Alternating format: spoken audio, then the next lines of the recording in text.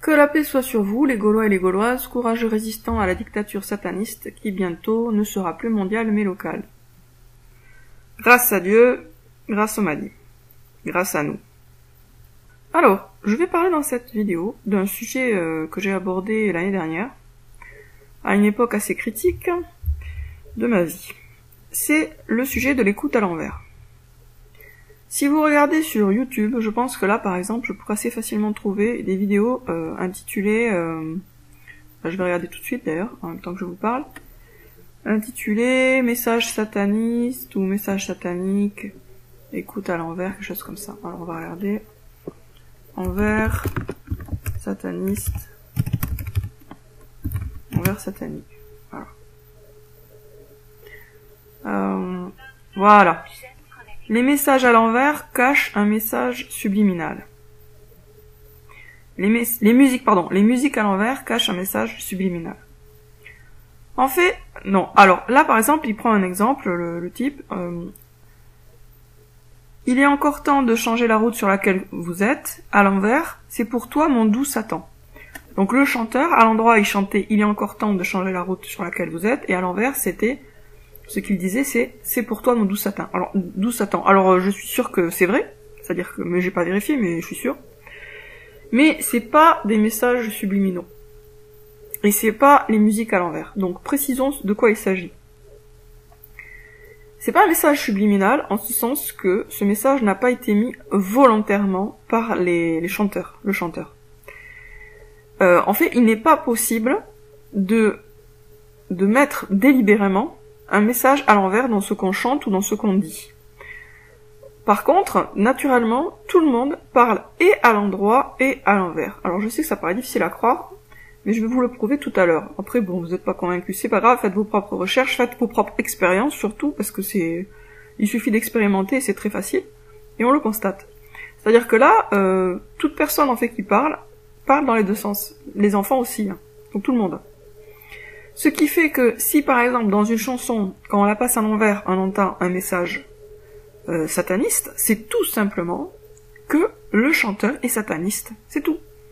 Ça veut pas dire que ce qui est à l'envers est diabolique, c'est pas ça du tout. C'est juste qu'on a affaire à des pensées, et bien sûr, ça peut être des pensées par rapport au diable, pour quelqu'un qui adore Satan. Mais ce sera des pensées tout à fait différentes pour quelqu'un de normal. Et je vais vous le prouver. Donc là, on va écouter, je vais vous faire écouter juste quelques secondes d'un sketch des Inconnus, que vous allez peut-être reconnaître d'ailleurs. Merci Jean-Loup.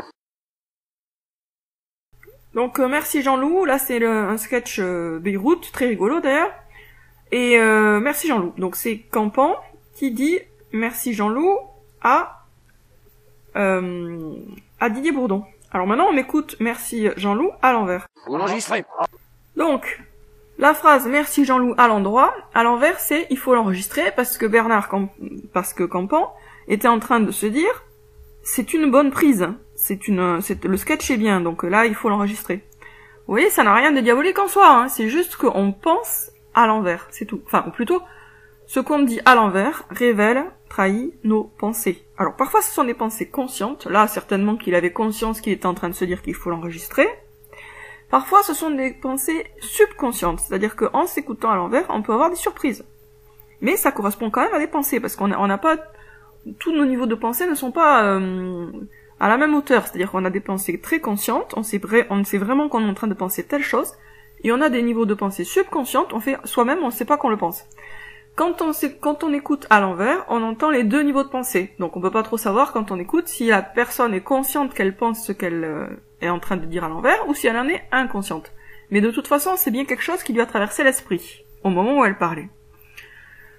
Voilà, donc il faut arriver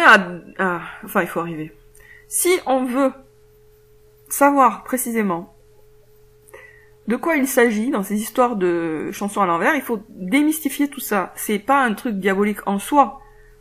Mais si un sataniste parle, c'est logique que à l'envers, ce sont ces pensées de satanistes qui vont transparaître. Et inversement, quelqu'un de sympathique, ça sera des pensées tout à fait normales. Bon. Alors, mon expérience, puisque j'écoute quand même, je fais pas mal d'écoute à l'envers, c'est que quand même, l'écoute à l'envers chez les hommes révèle beaucoup de pensées sexuelles. Mais ça, c'est pas un gros scoop, on le sait que les hommes sont un peu plus focalisés sur le sexe que les femmes en moyenne, et bon, il y a toujours des exceptions. Mais c'est vrai que, bon, ils ont un imaginaire ou des pensées un peu plus sexuelles.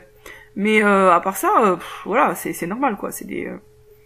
Bref, donc c'était une vidéo simplement pour mettre les choses au point, pour ceux qui veulent comprendre, évidemment.